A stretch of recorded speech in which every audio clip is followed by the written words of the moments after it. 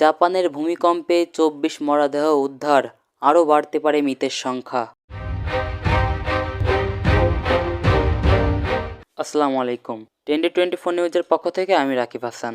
জাপানে শক্তিশালী ভূমিকম্পের এখন পর্যন্ত ২৪ জনের মরদেহ উদ্ধার করা হয়েছে।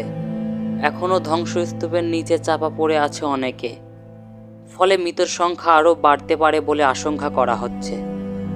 জোর কদমে উদ্ধার কাজ চলছে। খবর সিএনএনের। সোমবার ১ জানুয়ারি ৭.৬ মাত্রায় শক্তিশালী ভূমিকম্পে কেঁপে ওঠে দেশটির উত্তর মধ্যাঞ্চলীয় এলাকা। ভূমিকম্পের পর জারি করা হয় সুনামি সতর্কতা, পরে অবশ্য তা প্রত্যাহার করা হয়। শক্তিশালী এই ভূমিকম্পে সবচেয়ে ক্ষতিগ্রস্ত ইশিওয়াকা অঞ্চল। ক্ষতিগ্রস্ত হয়েছে শতাধিক স্থাপনা, বিদ্যুৎহীন ৩৩,০০০-এর কাছাকাছি ঘরবাড়ি। আশ্রয় কেন্দ্রে রাত কাটিয়েছেন হাজার হাজার মানুষ। এখন পর্যন্ত ১.৫ শতাধিক আফটারশক অনুভূতি হয়েছে দুর্গত এলাকায়। সোমবারে এই ভূমিকম্পের পর রাশিয়া, উত্তর ও দক্ষিণ কোরিয়াতে সুনামি সতর্কতা জারি করা হয়।